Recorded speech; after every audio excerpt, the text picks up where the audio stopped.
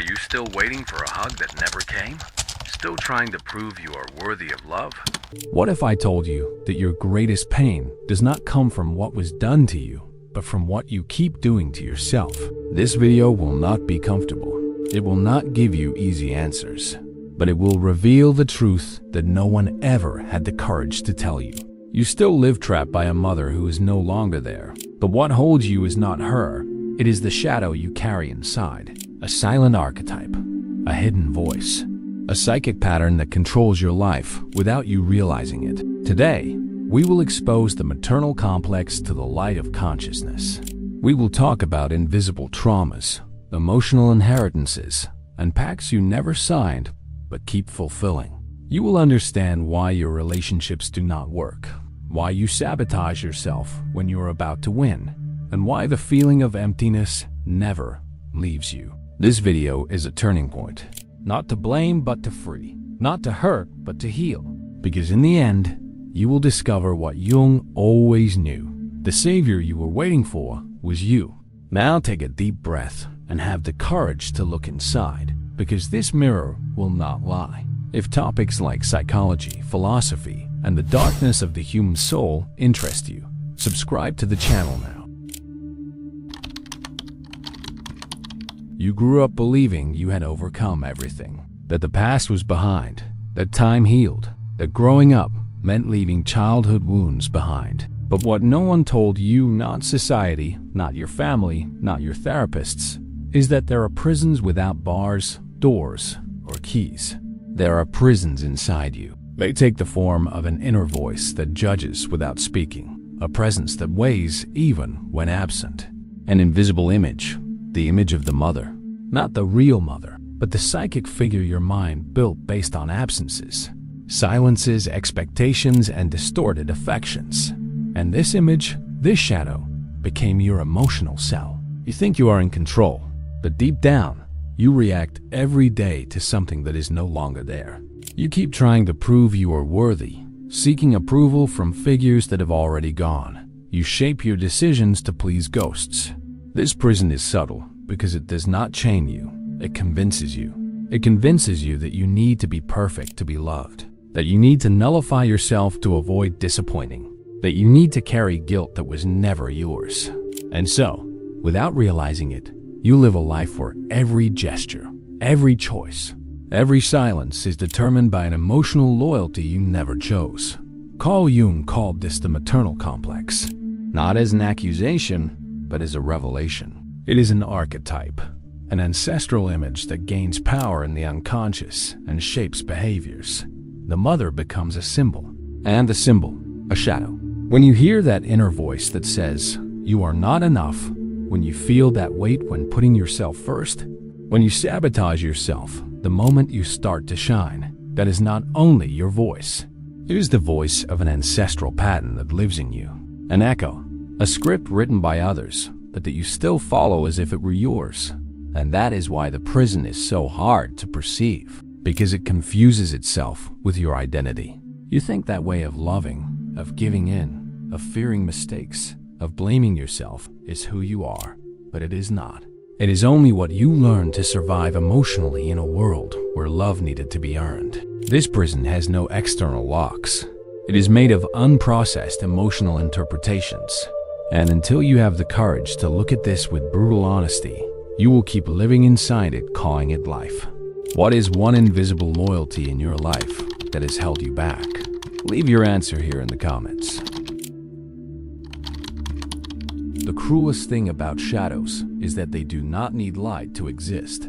They live in the darkness of your psyche, hidden among memories, sensations, and emotions that you never had the courage to name. The figure of your mother, that real woman with her virtues and flaws, may have changed, aged, or even passed away. But inside you, she remains, not as a physical presence, but as an emotional structure, as a silent programming that activates every time you try to choose yourself, every time you dare to put yourself first. This shadow is what remains of the affection not received. It is what is left when love comes with conditions, affection comes with guilt, and care comes with control. You might even think you have overcome it, but if it still hurts, it is still there. If you still feel guilty for saying no, if you still fear disappointing someone by following your own path, if you still feel an emptiness when you achieve something good, then this shadow is alive. Because it does not only manifest in memories, it manifests in automatic reactions. It is that tightness in the chest without reason, that voice that says, you need to do more. That subtle sabotage that appears whenever you approach emotional freedom. This is the maternal shadow, a distorted archetype that acts behind the curtain, manipulating your emotions without you noticing. Jung did not speak of abstract concepts. He spoke of real psychic forces that live in the unconscious. And when the image of the mother turns into shadow, she becomes tyrannical. She dominates not with screams, but with internal judgments. Not with orders, but with sensations. It is the fear of being who you are, the unconscious dread of shining more than she did, of being freer than she was, of living a life she never had. This invisible loyalty traps you in an emotional pact that no one verbalized, but that you follow strictly, as if your happiness were a betrayal, as if healing distanced you from her when, in reality, it is the only path that truly honors her. And the most devastating part? You do not realize you are fighting a ghost. You seek peace but live in a battlefield. You try to build a new story but carry the old script on your back. You try to love but repeat inherited patterns, because the enemy is no longer external, it lives inside you. And until you recognize it, until you call it by name, it will continue to dominate you. The shadow does not disappear with time, it only changes form. And if you do not confront it, it will guide your life and make you believe you are the one driving. You do not know exactly when it started, but at some point in your childhood, you learned that love needed to be earned, that it was not enough simply to exist. You had to behave, be nice, pleasant, moderate. You understood that showing pain caused discomfort. That feeling too much was exaggeration. That wanting something was selfishness. And so, without realizing it, you began to shape yourself, to empty yourself to fit into the love of another.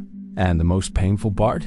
This adaptation saved you, but it also destroyed you, because from it, you no longer knew how to distinguish what was you and what was pain trying to protect itself. Over time, pain stopped being a wound and became form. It ceased to be an event and became structure. You no longer feel sadness. You are someone sad. You are not afraid. You became fear. Emotional pain, when not healed, does not disappear. It crystallizes. It infiltrates how you see yourself, how you treat yourself, how you relate. You become what hurt you. And worse, you start to believe this is your essence. But it is not. This is the central point of the maternal complex. It does not just make you suffer. It makes you think you were born to suffer. You look inside, and everything seems empty, as if something were always missing, as if you were always owing something to someone. You enter relationships seeking someone to save you, to complete you, to look at you with the gaze you never received. But this is not love, it is disguised neediness. It is the wounded child searching in adult bodies for the lap it never had. And so, you repeat yourself, attract people who reflect the same emotional dynamic, and sabotage yourself every time something starts to go right. Because deep inside, there is still a silent belief. If I am too happy, I will be betraying the pain that shaped me. This is the most subtle trap of all. When pain becomes identity, you begin to protect it. You defend it, justify it, and worse, you repeat it. You say you want to be free, but sabotage yourself. Say you want to love, but run away. Say you want to change, but repeat old patterns. Because pain became what you know best, and everything different from that scares you. Freedom requires emptiness before filling, and this emptiness, from where pain left, seems unbearable. That is why you return to what is familiar. Return to the pain. Return to the pattern. Return to the prison. But here is the truth that frees. You are not your pain. You are not abandonment, nor rejection, nor guilt, nor fear. All of that was learned, inherited, internalized. But it was not born with you. There is a you prior to the pain. A you that is still there, suffocated, waiting for permission to exist. And that permission, only you can give. Because as long as you continue carrying pain as identity, everything you do will be in the name of survival, never freedom. And living is not surviving. Living is breaking the cycle. It is looking in the mirror, recognizing what was inherited, and deciding, here, this ends.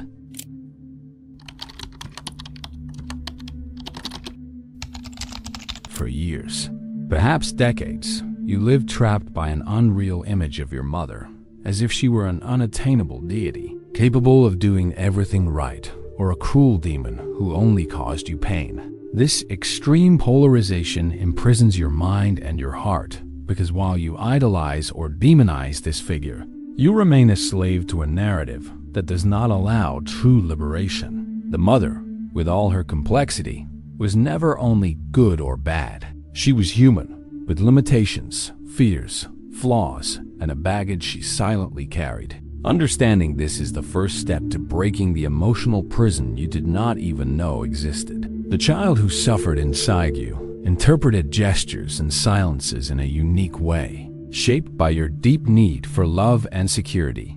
Every absence, every mistake, every unspoken word was translated by your inner child as rejection or abandonment, even if it was not always intentional.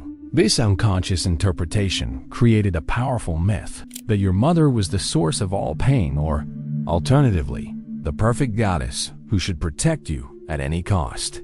But it is precisely in this myth that the cruelest prison hides, because the myth does not accept nuances, does not allow forgiveness or understanding. To free yourself from this prison, it is necessary to take a courageous and painful step. Stop looking at your mother with eyes of need or revenge, and start seeing her as she always was, a person made of fragilities and imperfections. She carried her own pains, her own invisible scars, and made decisions based on her human limits, not on conscious evil or divine perfection. By accepting this reality, you begin to dissolve the fantastical image that imprisoned you, opening space for a more truthful encounter, not with the idealized or demonized mother, but with the real mother. This deconstruction is neither a quick nor comfortable process. It requires you to face truths that you may have avoided out of fear or emotional protection. It is the moment to recognize that not every silence from her was rejection, nor every mistake a lack of love. This clarity brings unexpected freedom, because you stop being a prisoner of something that never existed outside your mind. The mother ceases to be a monster or a god and becomes a human figure, someone with whom you can finally begin to build a new relationship, even if only within yourself. And it is in this new perspective that liberation begins to take shape. You leave behind the chains of idealization and demonization, which for so long fed your pain and your feeling of abandonment.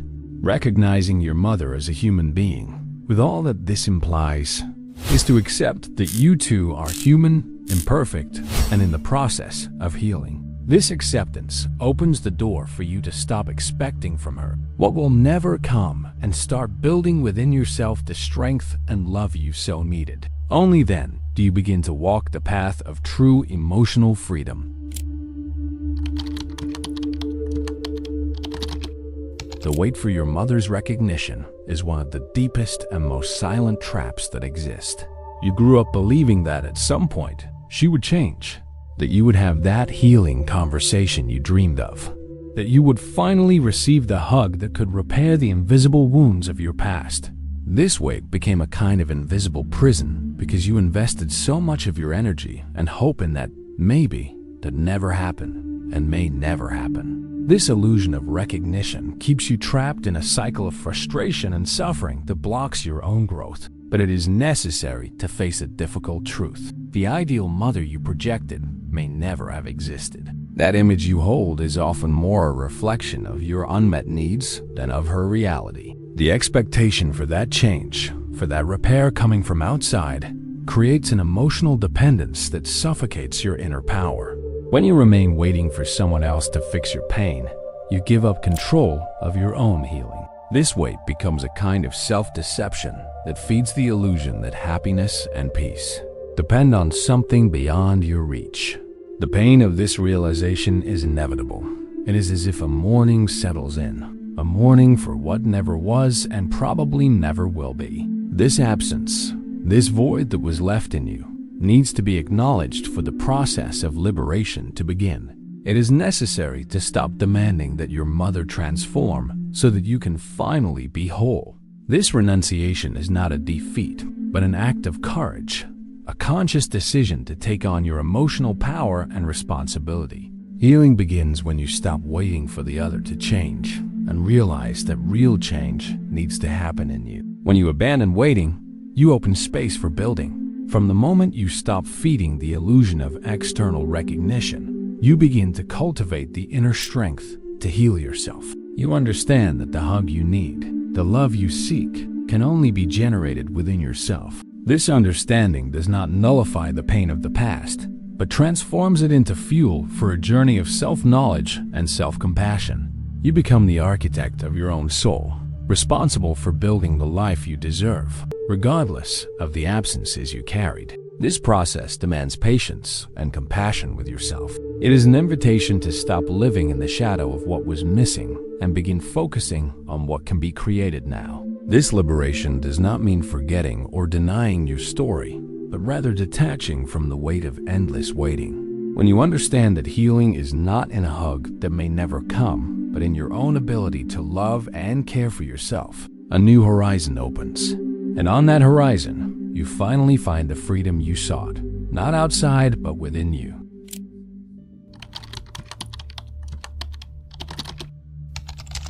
Many times, without realizing it, you have become an extension of what you experienced with your mother.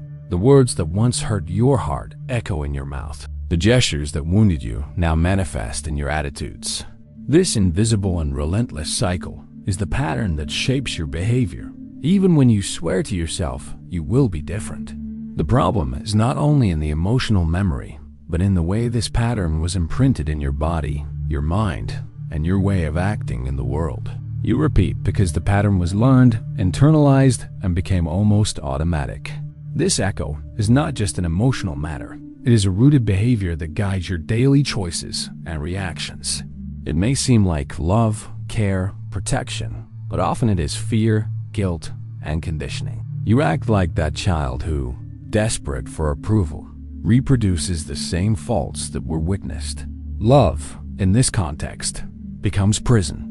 You become a prisoner of what you know, even if it makes you suffer. It is as if the pain of repetition were a familiar comfort, a safe zone where the unknown of transformation seems too threatening. This repetition cycle does not happen only with your mother, but with other figures in your life, partners, friends, colleagues. You find yourself reproducing the same dramas, the same communication failures, the same insecurities, as if you were trapped in a script written before you were even born. This invisible script dictates how you relate, how you react to criticism, how you seek or avoid affection. And as long as you do not recognize this repetition, you will continue living on a stage where the past directs the present. Awareness of this behavioral echo is the turning point. Recognizing that you are trapped in this cycle is the first step to breaking the chains that keep you captive. This does not mean blaming your mother or anyone else, but taking responsibility for your emotional and behavioral freedom. When you clearly see the patterns you repeat, you gain the power to choose to act differently. This inner gaze brings light to the shadows that once dominated your unconscious decisions. But breaking this pattern is challenging. It is deeply ingrained in your psyche, often masked by feelings of guilt and fear. You may feel that by abandoning these habits, you will betray your roots or lose an essential part of yourself. Jung called this invisible loyalty, an unconscious pact that keeps you faithful to past suffering, even if it prevents you from living fully. Understanding this dynamic is fundamental to beginning the deconstruction of this cycle. This transformation process demands courage to face uncomfortable truths and, at the same time, compassion to embrace your flaws without judgment. It is learning to observe your actions as a careful spectator without blindly identifying with them. This internal distance allows you to consciously choose new paths, new ways of acting that are not enslaved by the past. It is the art of transforming automatism into freedom. Every small decision to act differently, every moment you allow yourself not to repeat the pattern, is a silent and powerful victory. It is the awakening of a new consciousness that, little by little, reprograms your behavior and rescues your emotional autonomy. You cease to be the echo of the past and become the authentic voice of your present. And this voice, free and true, is what transforms your life from the inside out. Finally, this recognition and this choice are the fertile ground where true healing blooms. Freeing yourself from the behavioral echo is opening space to create new stories, healthier relationships, and a life guided by your own love and wisdom. Repetition gives way to emotional innovation. You cease to be an unconscious repeater to become the conscious creator of your destiny. There comes an inevitable moment in life when it is necessary to mourn not for the person, but for the absence, for what never was, for the childhood you deserved and that never arrived. This mourning is a deep pain, a recognition of what was missing and that marked your soul forever. It is a brutal rite of passage that confronts you with the harsh reality. Some wounds will not be healed by anyone but yourself, and this confrontation is the turning point for true growth. Accepting this absence is an act of courage because it means breaking with the myth of the perfect mother or the repair that will come from outside. It is understanding that the emptiness left behind will not be filled by anyone, not even by her. This acceptance destroys the illusion that sustained your hope for years, perhaps your entire life. But it is precisely in this destruction that the seed of freedom resides. Because by recognizing that what did not come will not come, you free yourself from the weight and dependence that paralyzed you. Saying enough is an internal scream, a silent but powerful declaration that you will no longer accept living trapped in a past that only brought you pain. It is the break with the vicious cycle of frustrated hope, conditional forgiveness, and the relentless search for an approval that never arrived. It is the moment when you decide that your happiness and your peace no longer depend on anyone's validation, not even that of the one who carried you in the womb. This step is not a cold or cruel abandonment. It is an act of radical self-love. It is recognizing that, to grow, you need to let go of the expectations you carried, and that, deep down, imprisoned you. The death of the myth is the birth of a new being, one who no longer waits for repairs, but becomes the builder of their own healing. It is a rebirth that happens in the soul, where you stop being a victim to assume the role of protagonist. In this process, you face mourning for the childhood you did not have, for the love you did not receive, for the presence that was missing. It is a mourning that may seem unfair, that may seem like too heavy a burden to carry, but it is a necessary mourning because without it, there is no room for true transformation. Only those who face this pain are able to transcend it and create something new from what remains. And this something new is what we call emotional maturity, not the one that comes on paper, but the one born in the soul. It is the ability to live without needing others to fill your voids, without depending on external approval to feel whole. It is the freedom to build your own path, made with your hands, with your voice, and with your own love. This maturity is the key to breaking the cycle that kept you trapped for so long. Saying enough is also affirming your autonomy. It is allowing yourself to exist beyond the stories told about you. It is creating an identity that does not depend on the past or others. This moment is the foundation upon which you will build a new life, a life in which you are the active agent of your healing, your love, and your freedom. And this decision, though silent, is the most revolutionary act you can perform. Finally, this death of the myth is not an end, but a beginning. The end of waiting, of passive suffering, of emotional dependence. The beginning of an authentic journey where you choose to be whole and free, where you become the savior you always hoped for. Because deep down, the healing you sought was never outside. It has always been inside you, waiting for your enough.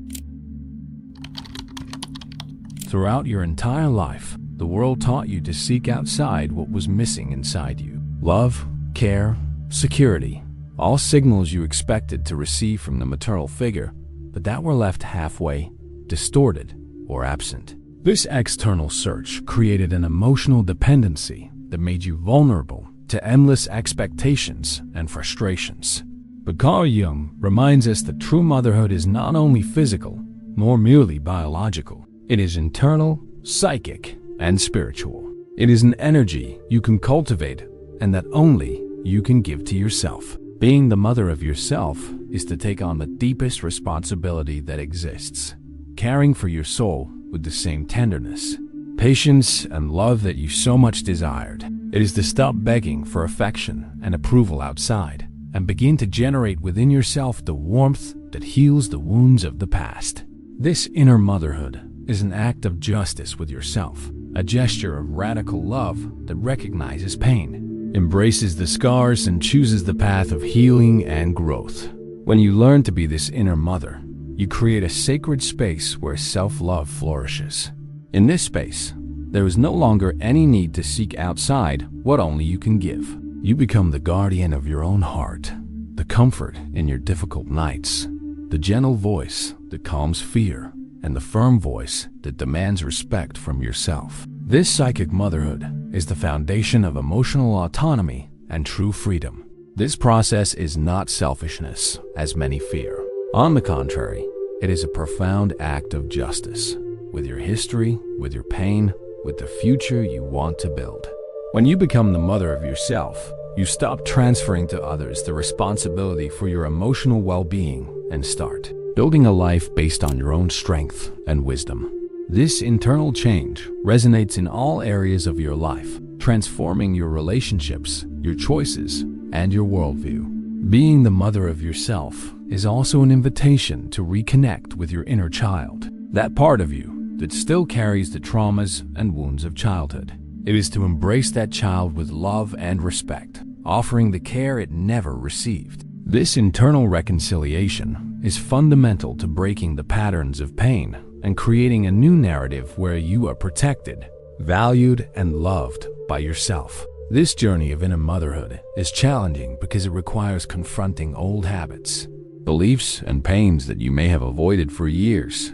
But it is a challenge worth every effort, for it is in it that true transformation is born. When you manage to be this loving mother to yourself, you stop being a victim of the past and become the active agent of your own healing and evolution. It is in this space of inner love that you find the balance between strength and vulnerability, between autonomy and connection. You learn that you can rely on yourself without isolating, that you can be strong without being rigid, that you can grow without needing to destroy.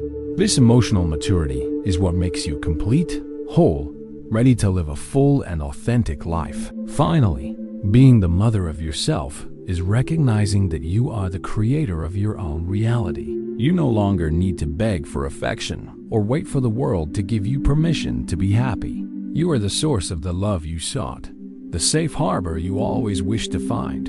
And this discovery is the decisive step toward freedom, the freedom to be who you really are, without fear, without guilt, without others' expectations.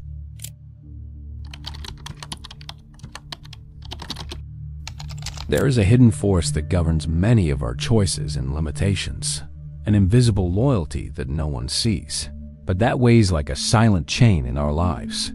It is the unconscious guilt of being happier, freer, or simply different from your mother. This loyalty is a deep and invisible pact where your unconscious keeps her pain alive inside you, as if by overcoming that pain, you would be betraying her. This subtle bond keeps you trapped, sabotaging your shine, your autonomy, and even your relationships.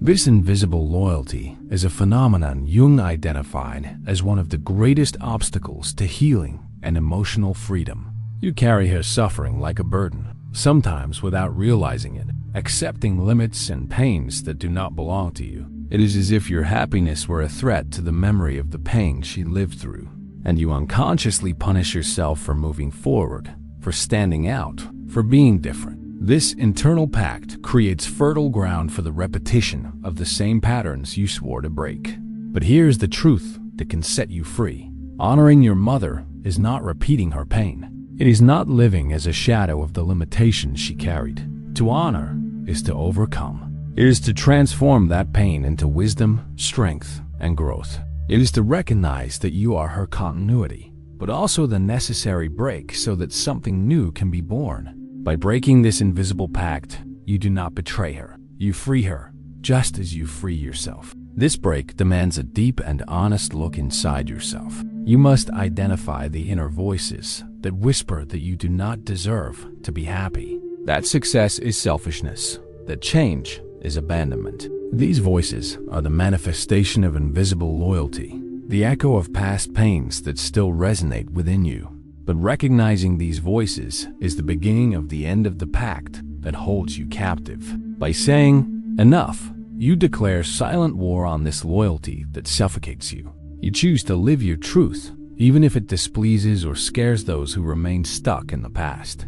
This choice is not easy. It requires courage, perseverance, and above all, self-love. It is a process of liberation where you allow yourself to be greater than the inherited pains and become the protagonist of your own story. Breaking this invisible loyalty also opens space for more authentic and healthy relationships. When you stop carrying others' pain as your own, you begin to relate more freely and truthfully without the shadow of guilt or fear. This emotional freedom creates a field where genuine love can flourish, where self-respect and respect for others coexist in balance. This is the key to your transformation, understanding that your freedom is not an affront, but an act of justice with your history and with yourself. You do not need to carry her pain as your burden. On the contrary, you can transform this inheritance into a source of strength and inspiration. Invisible loyalty loses its power when you recognize it and decide to walk beyond it. You are no longer that child waiting for something that never came. You are the adult who chooses, the one who breaks the invisible chains of pain and waiting, who stops repeating the same cycles learned and starts creating a new story with your own hands, with your own voice, with your own love. This is your silent revolution, your rebirth. When the world sees you rising, it will not be the same, because what seemed impossible happened. You became the savior you always sought, not outside of you, but within. Now, no one can extinguish your light because you finally understood the strength you needed was always inside you. If this moved you, do not keep it to yourself. Write in the comments, "I am the end of the pattern." May this phrase be the beginning of a new and powerful journey, an internal revolution that starts now, that you choose yourself every day with courage and truth. And if you want to continue this journey, click on the next video where we will reveal a philosophical teaching that may forever change the way you see life. You will have to take the risk of clicking. So, which one will you choose? See you in the dark. Until then.